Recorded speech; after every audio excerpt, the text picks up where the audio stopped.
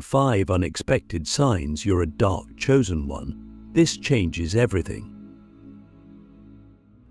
Have you ever felt like something ancient, something powerful, has been quietly watching you your entire life? Not something outside you, but something within you. It doesn't scream, it doesn't shove, it waits, it watches, and when the time is right, it whispers.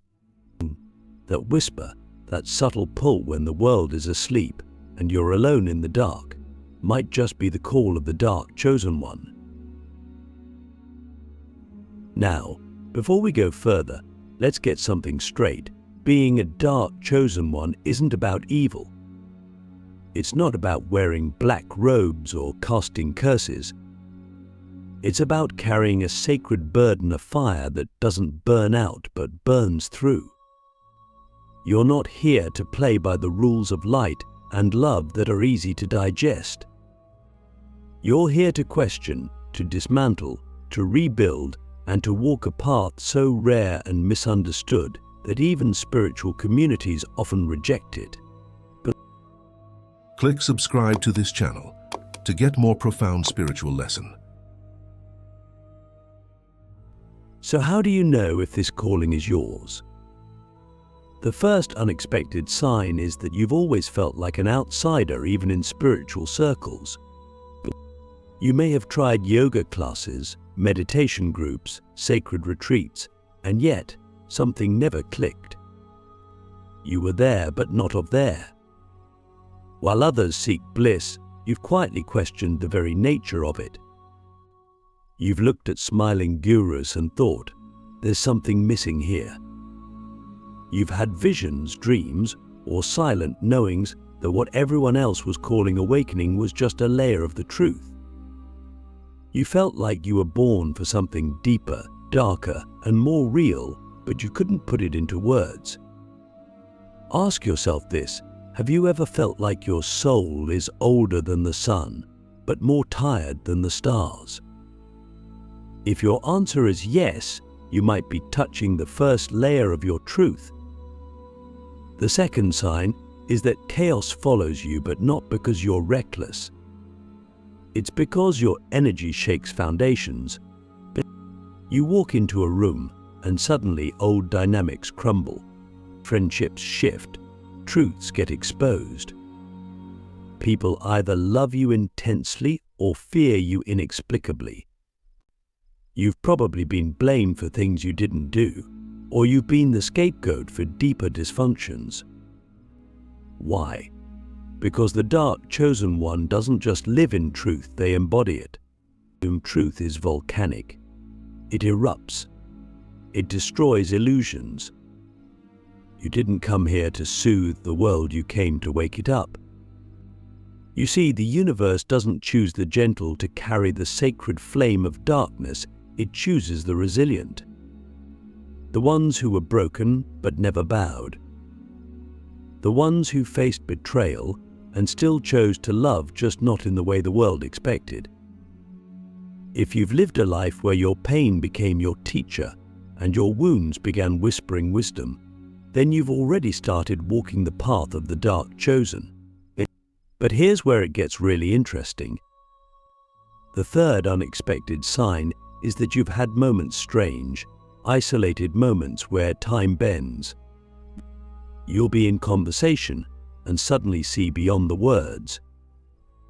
You'll walk into a place and feel the memories it holds.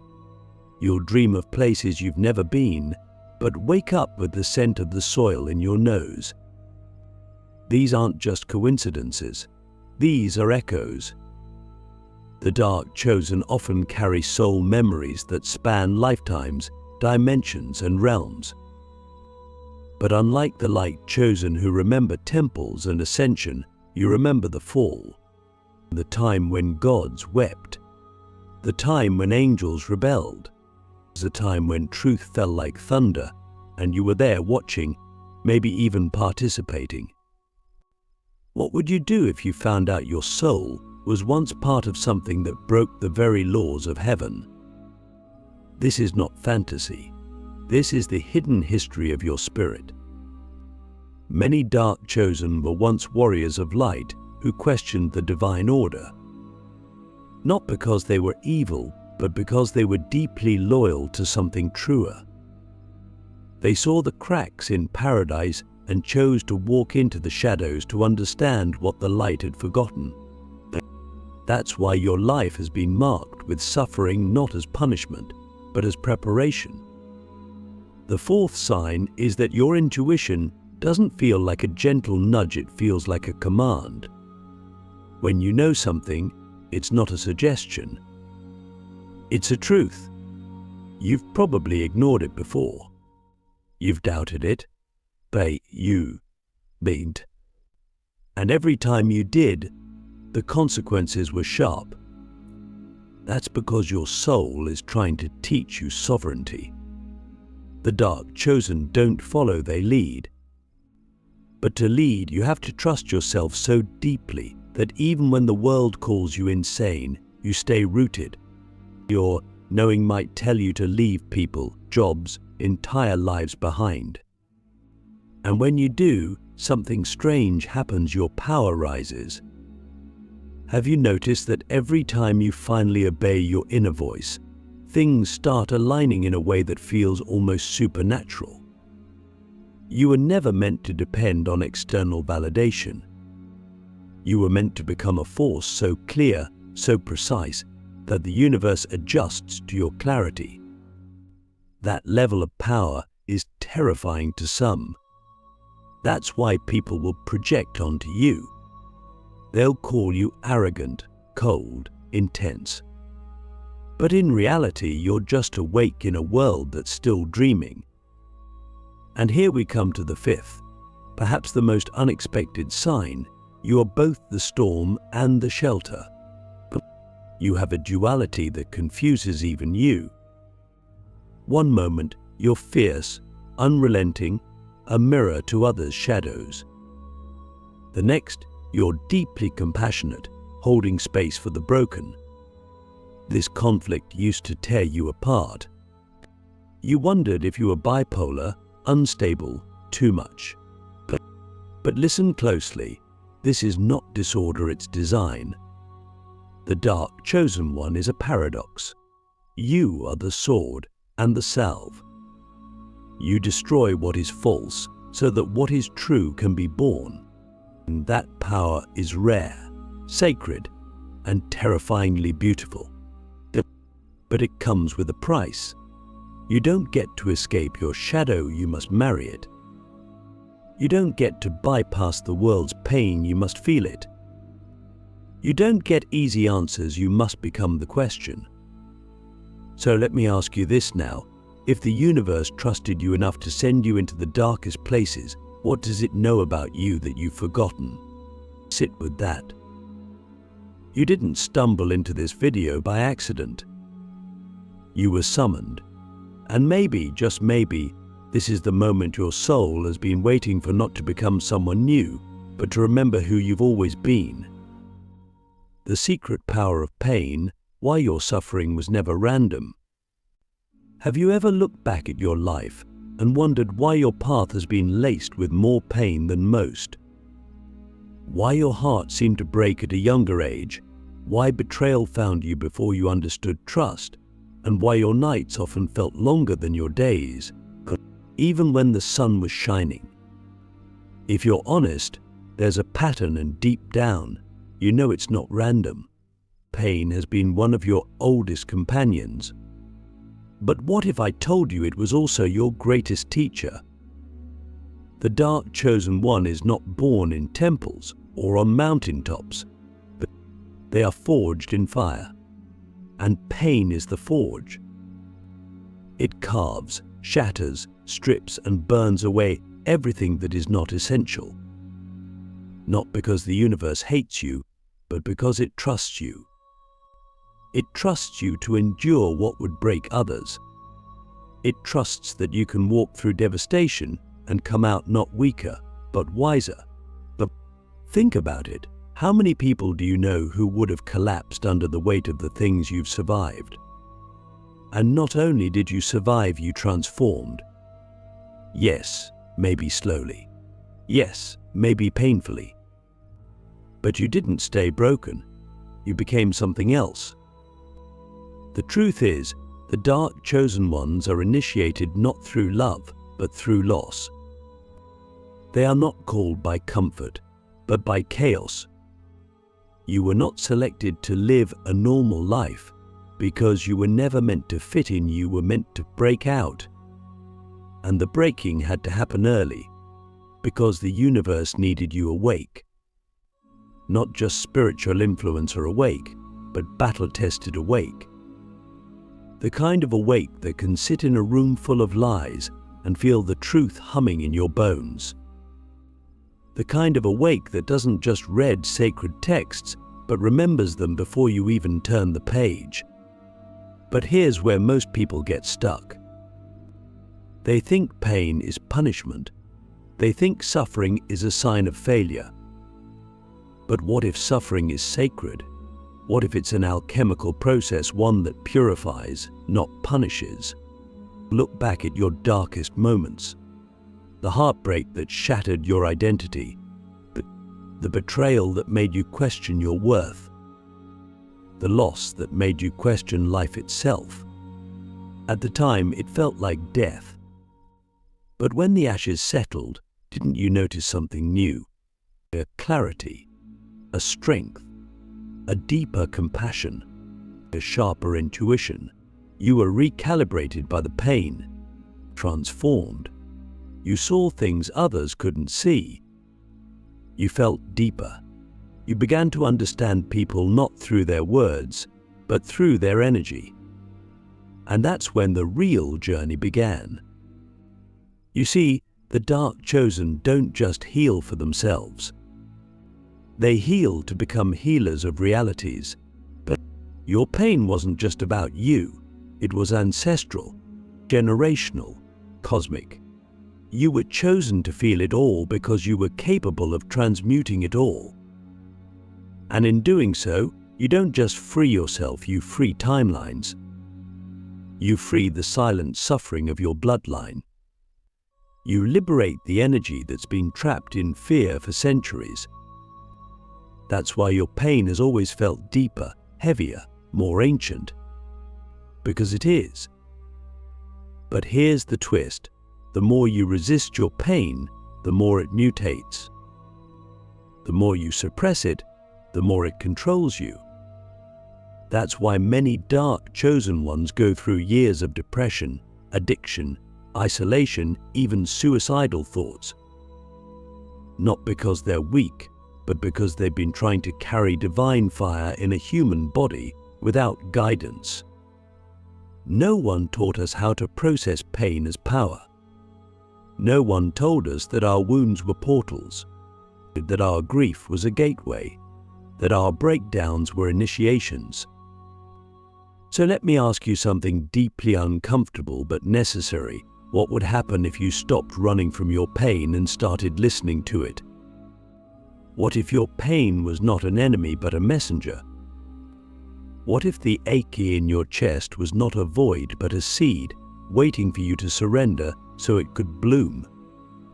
That's the secret few are willing to tell.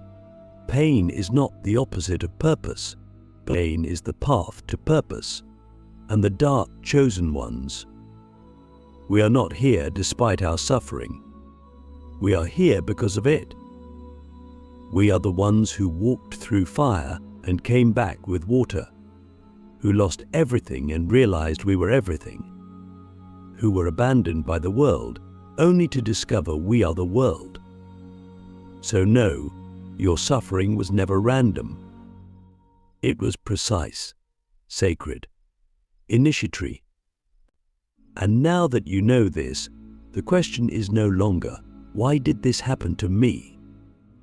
The real question is, now that I've survived it, what will I do with the wisdom it gave me? Let that question echo through you. Let it become your meditation. Let it become your mission. The hidden authority, why people fear your presence before you speak. Have you ever noticed that people react to you before you even say a word? You walk into a room and suddenly the air shifts, subtle but undeniable. Conversations pause. Eyes glance. Some people become nervous, others irritated, a few even magnetized. But you've probably heard it before. There's something about you. But no one can quite explain what that something is. It's not about how you look. It's not even about how you speak. It's about your energy. It's about the weight of your presence. And that, right there, is one of the clearest signs you are a dark, chosen one. This hidden authority you carry isn't something you learned. You didn't earn it through titles, status, or outward accomplishments. You remembered it through suffering, forged it through silence, and embodied it through survival. People feel your truth before you speak it. They sense your depth before you reveal it. And that unsettles them, not because you're dangerous, but because you're undeniable. In a world built on illusions, someone who is undeniably real becomes a mirror no one asked for. Think about that. In a society where masks are currency, your presence is a threat. Not because you're trying to be, it just is. You've probably experienced it countless times. People projecting onto you, misunderstanding your motives, assuming you think you're better than them, or accusing you of things you never intended. Why?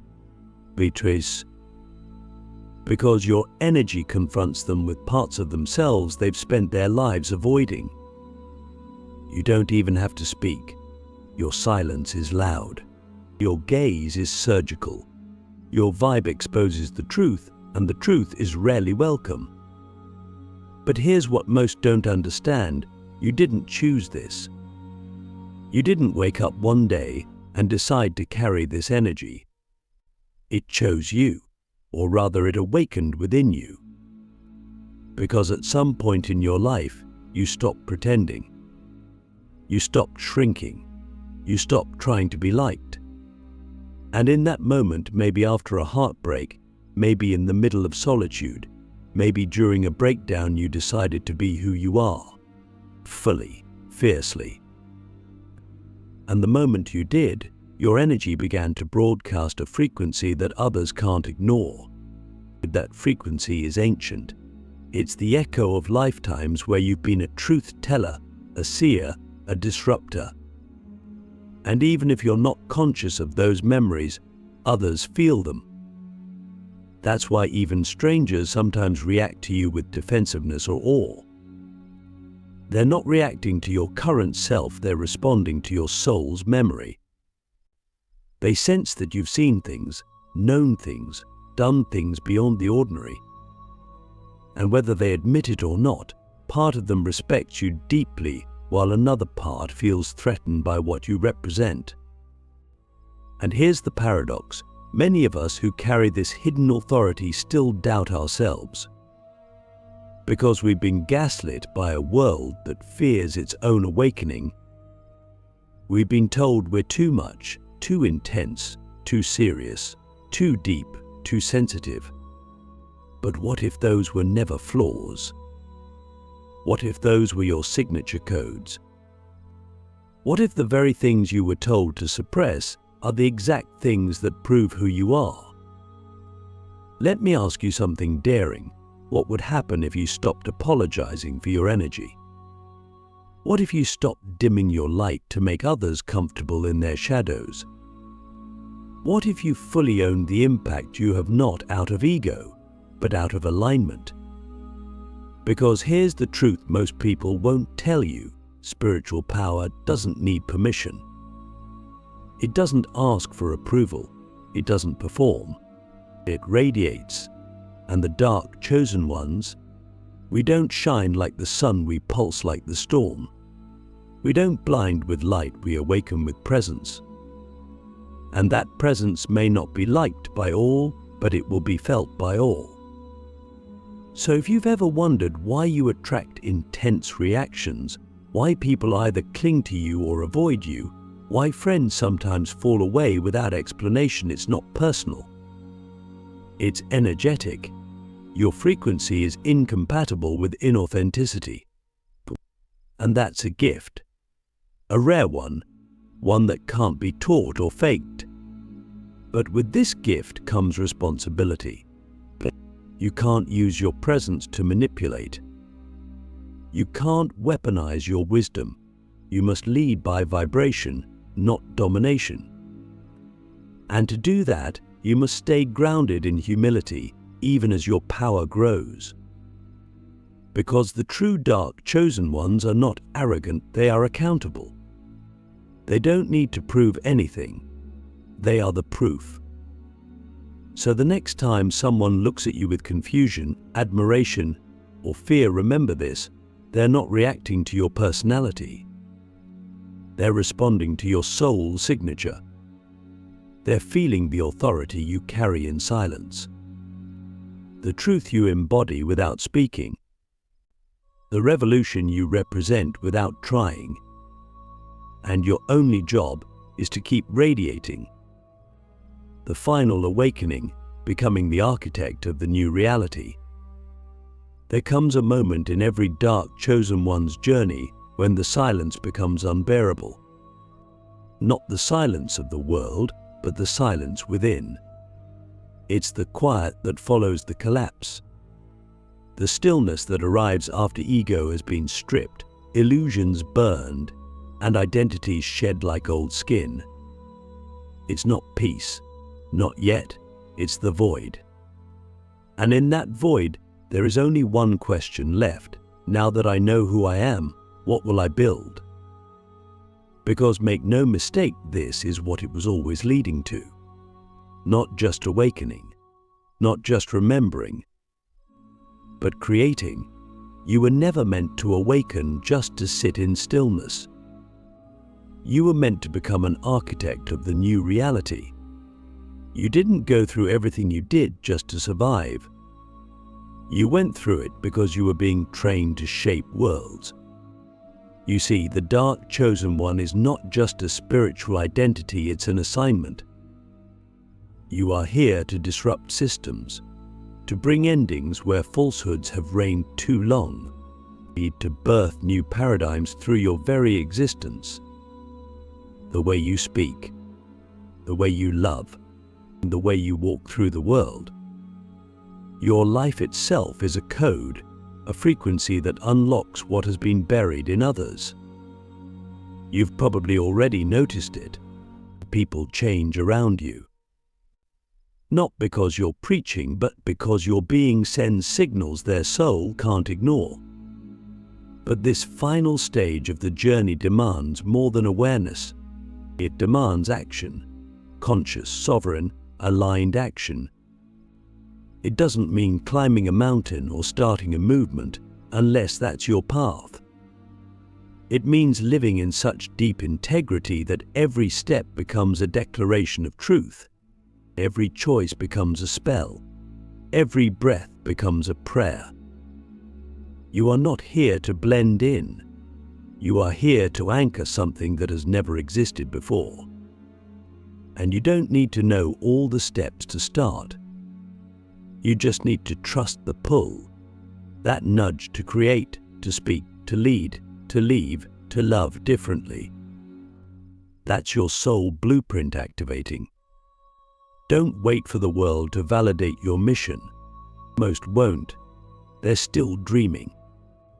But you're awake now, and the awakened don't follow, they build. So here's the final truth. Being a dark chosen one isn't about power. It's about responsibility. You've been entrusted with a frequency that can dismantle falsehood and resurrect the sacred. That's why your path has been so hard. That's why you've had to walk alone. You were never being punished. You were being prepared. Now the preparation is over. Now you rise, not above others, but within yourself.